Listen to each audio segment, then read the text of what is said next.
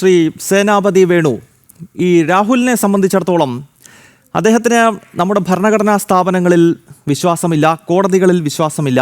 ഇപ്പോൾ ഉദാഹരണമായി പറഞ്ഞാൽ നമ്മുടെ സൈന്യത്തെ പോലും വിശ്വസിക്കാത്തൊരു നേതാവാണ്. നമ്മളത് ബാലാക്കോട്ടിൻ്റെ സമയത്തും സർജിക്കൽ സ്ട്രൈക്കിൻ്റെ സമയത്തും ഏറ്റവും ഒടുവിൽ ഓപ്പറേഷൻ സിന്ദൂരിൻ്റെ സമയത്തുമൊക്കെ നമ്മുടെ സൈന്യം ഒരു കാര്യം പറഞ്ഞാൽ പോലും അദ്ദേഹത്തിന് അതിലൊന്നും വലിയ വിശ്വാസമൊന്നുമില്ല. അദ്ദേഹത്തിൻ്റെതായ ഒരു നിലപാടിലൂടെ എന്തൊക്കെയോ വിളിച്ചു പറയും. ഇപ്പോൾ തെരഞ്ഞെടുപ്പ് കമ്മീഷൻ അതൊരു ഭരണഘടനാ സംവിധാനമാണ്, അതിലും രാഹുൽ വിശ്വസിക്കുന്നില്ല. ഭരണഘടനാ വിരുദ്ധമായി കമ്മീഷൻ പ്രവർത്തിക്കുന്നുവെന്നാണ് ആരോപണം. ഇതെന്ത് സന്ദേശമാണ് ഈ പ്രതിപക്ഷ നേതാവ് നമ്മുടെ രാഷ്ട്രത്തിന് നൽകുന്നത്? ഗൗതം, ഒരല്പം സമയം ഞാനിത് ഈ വോട്ട് പട്ടികയായിട്ട് ബന്ധപ്പെട്ട് എനിക്ക് ഒരുപാട് അനുഭവങ്ങൾ ഉള്ളതുകൊണ്ട് അതിനു മുമ്പ് ഞാൻ ഗൗതം ചോദിച്ച ഭരണഘടനാ സ്ഥാപനങ്ങളെ കുറിച്ച്, ബാലാക്കോട്ട് ഞങ്ങൾ വിവാദം ഉയർത്തുന്നതിന് മുമ്പ് തന്നെ അവിടുത്തെ ഗവർണറാണ് വിവാദം ഉയർത്തിയത്. അദ്ദേഹം മരിച്ചുപോയി, സത്യപാൽ മാലിക്. ഇനിയിപ്പോ ആ വിഷയം പോട്ടെ. ഞങ്ങൾ പറഞ്ഞ കാര്യം സിംഗപ്പൂരിലെ വിദ്യാർത്ഥി സമൂഹത്തോട് ചർച്ച ചെയ്തത് കമ്പൈൻഡ് ഡിഫൻസ് സ്റ്റാഫിന്റെ അനിൽ ചൗഹാനാണ്. രാഹുൽ ഗാന്ധി പറഞ്ഞ കാര്യം രാഹുൽ ഗാന്ധി പാർലമെന്റിൽ ചോദിച്ചതിന് 98ാമത്തെ ദിവസമാണ് വ്യോമസേനാ അധിപന്റെ AP സിംഗിന്റെ, അമൃതപാൽ സിംഗിന്റെ ഒരു മറുപടി ഉണ്ടായത്. നേരത്തെ വന്നിരുന്നെങ്കിൽ സംശയമൊന്നുമില്ല, അതവിടെ നിൽക്കട്ടെ. ഇപ്പോ നമ്മുടെ മുമ്പിലുള്ള നമ്മൾ ചർച്ച ചെയ്യുന്ന വിഷയം എന്ന് പറയുന്നത് വോട്ടർ പട്ടികയിലെ ക്രമക്കേടാണ്. അതൊരു യാഥാർത്ഥ്യമാണ്. അത് യാഥാർത്ഥ്യമായതുകൊണ്ടാണല്ലോ, വോട്ടർ പട്ടികയിൽ ക്രമക്കേടുള്ളത് കൊണ്ടാണല്ലോ, ഉണ്ടായിരുന്നത് കൊണ്ടാണല്ലോ കെ സുരേന്ദ്രൻ 2016 തെരഞ്ഞെടുപ്പുമായി ബന്ധപ്പെട്ട് ഇരട്ട വോട്ടിനെ സംബന്ധിച്ച് അദ്ദേഹം കേസിന് പോയത്. ഞാൻ ഇരട്ട വോട്ടിൽ തെരഞ്ഞെടുപ്പിൽ പരാജയപ്പെട്ട ഒരു രക്തസാക്ഷിയാണ്. ഞാൻ അതുകൂടി പറയാൻ ആഗ്രഹിക്കുക. 2016 നിയമസഭാ തെരഞ്ഞെടുപ്പിൽ ഞാൻ പരാജയപ്പെടുന്നത് 1109 വോട്ടിനാണ്. ഉടുമ്പൻചോല അസംബ്ലി നിയോജക മണ്ഡലത്തിൽ ഇപ്പോഴും 10,000 വോട്ട് തമിഴ്നാട്ടിൽ നിന്നുള്ള അല്ലെങ്കിൽ ഇതര സംസ്ഥാനക്കാരുടെ ഇരട്ട വോട്ട് ഇവിടെയുണ്ട്. ഞാൻ ഈ ഇരട്ട വോട്ടിനെതിരെ സത്യം പറഞ്ഞാൽ പോകാത്ത ഒരു ഫോറവുമില്ല. കഴിഞ്ഞ ദിവസം ടിക്കാറാം മീന ഇവിടെ ചർച്ചയ്ക്കൊരു ചാനലിൽ വന്നു.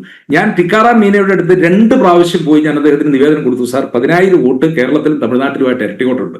അദ്ദേഹം ഞാൻ കൊടുത്ത പരാതിയുടെ അടിയിൽ റിസീവ്ഡ് എന്ന് പറഞ്ഞു. കളക്ടർ PK ദിനേശൻ ഇടുക്കിയിൽ കൊടുക്ക്, അവിടെ നടപടി ഉണ്ടാവും. ഒരു നടപടി ഉണ്ടായില്ല.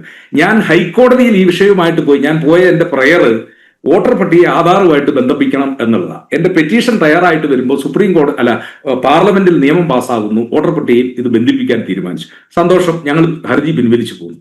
ഒരാഴ്ച കഴിഞ്ഞ് 2 ആഴ്ച കഴിഞ്ഞപ്പോഴാണ് അറിയുന്നത് ആധാറുമായി വോട്ടർ പട്ടികയെ ലിങ്ക് ചെയ്യുന്നത് അത് മാൻഡേറ്ററി അല്ല, ഇഷ്ടമുണ്ടെങ്കിൽ ചെയ്താൽ മതി. ഈ 10,000 കള്ളവോട്ട് ഇപ്പോഴും ഇവിടെ നിൽക്കുക, ഞാൻ ഇരട്ട വോട്ട് ഇപ്പോഴും ഇവിടെ നിൽക്കുക. ഞാൻ ഇതിനെതിരെ നിരന്തരമായ പോരാട്ടങ്ങൾ നടത്തുന്നു. അപ്പൊ ഞാൻ K ജയപ്രസാദ് സാറിനോട് വിനയപുരസരം ചോദിക്കാൻ ആഗ്രഹിക്കുന്ന ഒരാൾ, തമിഴ്നാട്ടിലെ വോട്ടർ പട്ടികയിൽ വോട്ടറുള്ള 10,000-ഓളം ആളുകൾ കേരളത്തിലെ വോട്ടർ പട്ടികയിൽ. അപ്പൊ ചോദിക്കും, താൻ എന്ത് ഇലക്ഷൻ പെറ്റീഷന് പോകാതെ? ഞാൻ പോകാനായിട്ട് തീരുമാനിച്ചതാണ്. കാരണം 1109-ൽ 1110 കിട്ടണമല്ലോ ഇരട്ടി വോട്ട് ചെയ്തുള്ളത്. ഞാൻ തമിഴ്നാട്ടിലെ വിദൂര ഗ്രാമങ്ങളിലൊക്കെ അന്വേഷിച്ച് ഒരു 40-50 കിട്ടി ഈ 45 ദിവസം കൊണ്ട്. കാരണം ഒരു ഗ്രാമത്തിൽ പോയി ഈ തമിഴ് ഭാഷയിലുള്ള വോട്ടർ പട്ടികയിൽ പേര് അന്വേഷിച്ച് കഴിഞ്ഞിട്ട് അടുത്ത ഗ്രാമത്തിലുള്ളവൻ 20 കിലോമീറ്റർ അകലെയ 40-45-50 എൻ്റെ കയ്യിൽ കിട്ടി 45 ദിവസം കൊണ്ട്. ഞാൻ പക്ഷേ ആ ഇഷ്യൂ ഇപ്പോഴും നിലനിൽക്കുകയാണ്. ആ ഇഷ്യൂ ഇവിടെ നിലനിൽക്കുന്നു. ഇത് തന്നെയാണ് RVS പെരിശാസ്ത്രി എന്ന് പറയുന്ന ഒരു തെരഞ്ഞെടുപ്പ് കമ്മീഷൻ ഉണ്ടായിരുന്നു മുമ്പ്, ശേഷനൊക്കെ വരുന്നതിന് മുമ്പ്. അദ്ദേഹം റിട്ടയർ ആകുമ്പോൾ ഇന്ത്യൻ എക്സ്പ്രസിന്റെ ഒരു ലേഖകൻ അദ്ദേഹത്തിന്റെ ഒരു അഭിമുഖം പ്രസിദ്ധീകരിച്ചു, വളരെ പഴയതാണ്. അപ്പൊ അദ്ദേഹം how to rig poll scientifically, തെരഞ്ഞെടുപ്പ് എങ്ങനെയാണ് ശാസ്ത്രീയമായി അട്ടിമറിക്കുന്നത്, അതിന് അദ്ദേഹം പ്രതിക്കൂട്ടിൽ നിർത്തിയത് കേരളത്തിലെയും ബംഗാളിലെയും കമ്മ്യൂണിസ്റ്റ് പാർട്ടിയാണ്. ബാക്കി സ്ഥലത്ത് ബീഹാറിൽ അന്ന് തെരഞ്ഞെടുപ്പ് അട്ടിമറിക്കുന്നത് ബൂത്ത് പിടിച്ച് കുത്തിയിടും. കൈപ്പത്തിക്ക് ശേഷിയുണ്ടെങ്കിൽ അവർ ബൂത്ത് പിടിച്ച് കൈപ്പത്തി ബാലറ്റ് പേപ്പറിൽ കുത്തിയിടും. BJP അന്ന് സജീവമായിട്ടില്ല. ജനതാദളുകാരനാണെങ്കിൽ അത് മറ്റു പാർട്ടിക്കാരൻ നക്സലൈറ്റ്, അത് ഗുണ്ടായിസമായിരുന്നു. പിന്നെ വന്നിരിക്കുന്ന ഒന്ന്, ഇപ്പോ ഗൗതം നാരായണന്റെ വോട്ടർ പേരേ ഉള്ളൂ, അന്ന് വോട്ടർ ഐഡന്റി കാർഡ് ഇല്ല. താങ്കളുടെ സ്ഥാനത്ത് ഞാൻ പോയി നിൽക്കും, അതല്ലെങ്കിൽ ജയപ്രകാശ് സാർ നിൽക്കും. അത് എന്താ പറഞ്ഞേ, കള്ളവോട്ട് ചെയ്യുക എന്നുള്ള രീതി. പക്ഷെ ഇപ്പൊ അതല്ല. ഇപ്പൊ വളരെ സയന്റിഫിക് ആയിട്ട് യഥാർത്ഥത്തിൽ കമ്മ്യൂണിസ്റ്റുകാരായത് കണ്ടുപിടിച്ചത് ഒരേ ബൂത്തിൽ തന്നെ പല ബൂത്തിൽ തന്നെ ഒരാളുടെ പേര് വോട്ടർ പട്ടികയിൽ എൻറോൾ ചെയ്യുക. ഇപ്പോ 1ാം ബൂത്തിലുള്ള ആളുടെ പേര് തന്നെ ഇപ്പൊ PK മനോജ് മനുകുമാർ എന്നാണെങ്കിൽ അപ്പുറത്ത് ചെല്ലുമ്പോൾ PK മനുവേ ഉള്ളൂ. ഇല്ലെങ്കിൽ ഇപ്പുറത്ത് വേറെ ചെല്ലുമ്പോൾ കരുണാകരൻ എന്നുള്ളത് കരുണാകരൻ നായരോ അല്ലെങ്കിൽ കരുണാകരൻ കുട്ടിയുമായിട്ട് ചേർക്കും. ഇങ്ങനെ എന്താ പറഞ്ഞ ഒരേ പേരിലുള്ള ആളുകളെ വിവിധ ബൂത്തുകളിൽ എൻറോൾ ചെയ്ത്, വിവിധ പേരുകളിൽ വിവിധ അഡ്രസ്സുകളിൽ എൻറോൾ ചെയ്ത്, അങ്ങനെയുള്ള ഡ്യൂപ്ലിക്കേറ്റ് വോട്ടർ പട്ടികയ്ക്കെതിരെയാണ് K സുരേന്ദ്രൻ 89 വോട്ടിനാണ് അദ്ദേഹം 2016 തെരഞ്ഞെടുപ്പിൽ തോക്കുന്നത്. അദ്ദേഹം വലിയ നിയമ പോരാട്ടം നടത്തി, പക്ഷെ വിജയിക്കാൻ കഴിഞ്ഞില്ല അദ്ദേഹത്തിന്റെ നിയമ പോരാട്ടം. ഞാൻ പറഞ്ഞു വന്നതെന്ന് ചോദിച്ചാൽ, ഇവിടെ സുമിത് ജോർജും K ജയപ്രസാദ് സാറും ഈ പ്രശ്നത്തെ വളരെ എന്താ പറയുക സാങ്കേതികമായിട്ട് നിങ്ങൾ ലഘൂകരിക്കുമ്പോൾ വോട്ടർ പട്ടികയിൽ വലിയ ക്രമക്കേടുകൾ ഉണ്ട് നമ്മുടെ നാട്ടിൽ. അത് സയന്റിഫിക് ആയിട്ട് ചെയ്യുന്നു. ആ ചെയ്തിരിക്കുന്ന കാര്യം രാഹുൽ ഗാന്ധി അദ്ദേഹം പുറത്തു കൊണ്ടുവന്നിരിക്കുന്നു. രാഹുൽ ഗാന്ധി കൊണ്ടുവന്നതുകൊണ്ട് ഇപ്പൊ സുമിത് ജോർജിന്റെ വർത്തമാനം കേട്ട് കഴിഞ്ഞാൽ രാഹുൽ ഗാന്ധി പാർലമെന്റിൽ ഓട് പൊളിച്ച് നരേന്ദ്രമോദിയേക്കാൾ 3 ഇരട്ടി ഭൂരിപക്ഷത്തിലാണ് സുമിത്തെ രാഹുൽ ഗാന്ധി ഈ തെരഞ്ഞെടുപ്പിൽ ജയിച്ചത്. അയാൾ വെറുതെ ഒന്നും വന്നതല്ല, അയാൾ ജനങ്ങളുടെ മാൻഡേറ്റോട് കൂടി വന്നതാ. അതും UP-യിൽ നിന്ന് അദ്ദേഹം തെരഞ്ഞെടുപ്പിൽ അമേഠിയിൽ നിന്ന് ജയിച്ചത് വാരണാസിയിൽ നിന്ന് നരേന്ദ്രമോദി ജയിക്കുന്നതിനേക്കാൾ 3 ഇരട്ടി വോട്ടുകൾ കരസ്ഥമാക്കിക്കൊണ്ടാണ്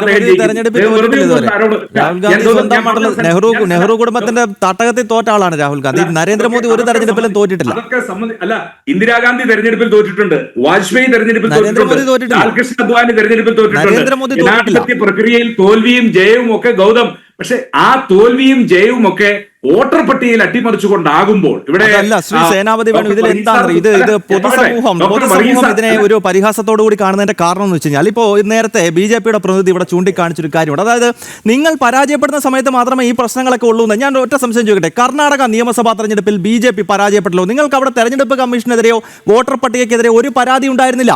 ജാർഖണ്ഡ് തെരഞ്ഞെടുപ്പിൽ BJP പരാജയപ്പെട്ടില്ലേ? എന്റെ ഒറ്റ ചോദ്യത്തിന് താങ്കൾ ഉത്തരം പറയൂ. കഴിഞ്ഞ ലോക്സഭാ തെരഞ്ഞെടുപ്പിലാണല്ലോ ഈ വോട്ടിംഗ് അട്ടിമറി നടന്നു എന്ന് താങ്കൾ ഉൾപ്പെടെയുള്ള കോൺഗ്രസ് നേതാക്കൾ ഉന്നയിക്കുന്നത്. അങ്ങനെയാണെങ്കിൽ BJP-ക്ക് കേവല ഭൂരിപക്ഷം ഈ തെരഞ്ഞെടുപ്പിൽ കിട്ടിയിട്ടില്ല. 2014 282 സീറ്റ് ഉണ്ടായിരുന്നു. 2019 എത്തിയപ്പോൾ അത് 303 ആയിരുന്നേ. നിങ്ങൾ ഈ തെരഞ്ഞെടുപ്പിൽ അട്ടിമറിഞ്ഞ് നടന്നു എന്ന് പറയുന്ന 2024 തെരഞ്ഞെടുപ്പിൽ BJP-ക്ക് കേവല ഭൂരിപക്ഷം കിട്ടിയിട്ടില്ല. ആ തെരഞ്ഞെടുപ്പിൽ അട്ടിമറി നടന്നുവെങ്കിൽ കേവല ഭൂരിപക്ഷമെങ്കിലും BJP ഒറ്റയ്ക്ക് ക്രോസ് ചെയ്യണ്ടേ? അല്ല, 45 പാർലമെന്റ് മണ്ഡലത്തിൽ ഈ സംശയം നിലനിൽക്കുക. ബാംഗ്ലൂർ സെൻട്രലിലെ സംശയം നിങ്ങൾ 45 എടുത്ത്, പക്ഷെ 45 ഇടത്തെ ഒരിടത്തെ 6 മാസം ഞങ്ങൾക്ക് പരിശോധിക്കാൻ വേണമെങ്കിൽ 45 ഇടത്തെ പരിശോധിക്കുമ്പോഴത്തേക്കും കൊല്ലം 12 പിടിക്കും. ഞങ്ങൾ അതുകൊണ്ടാണ് ഒരു സ്പെസിഫിൻ ആയിട്ട് എടുത്തത്. ഇവിടെ സുമിത് ജോർജ് ചോദിക്കുന്ന ഒരു ചോദ്യം ഞങ്ങൾ തെളിവ് കൊടുക്കുക. ഞാൻ നമ്മളൊക്കെ രാജ്യത്തെ ഒരു പൗരനാണ്, ഒരു അക്കാദമിക് ഇൻട്രസ്റ്റിൽ ഞാൻ അടുത്തൊരു മോഷണം നടന്നത് ഞാൻ കണ്ടു എന്ന് പറഞ്ഞാൽ മോഷിച്ചുകൊണ്ട് പോകുന്ന ആരോ പോകുന്നത് കണ്ടു. ഞാൻ പോലീസ് സ്റ്റേഷനിൽ പരാതി കൊടുക്കും. ഇല്ലെങ്കിൽ നാട്ടിലൊരു ഒരാളുടെ ഡെഡ് ബോഡി പരിക്കേറ്റ് കിടക്കുന്നത് ഇല്ലെങ്കിൽ കുത്തേറ്റ് കിടക്കുന്നത് ഞാൻ കണ്ടു. ഞാൻ പോലീസ് സ്റ്റേഷനിൽ ചെല്ലുമ്പോൾ പോലീസ് സ്റ്റേഷനിലെ സബ് ഇൻസ്പെക്ടർ പറയാ പരാതിയായിട്ട് വന്നിരിക്കുന്ന താൻ തെളിവ് കൊടുക്കുക ആരാ കുത്തിയതെന്ന് പറഞ്ഞാൽ അത് നീതിന്യായ വ്യവസ്ഥയിൽ എന്ത് കാര്യം?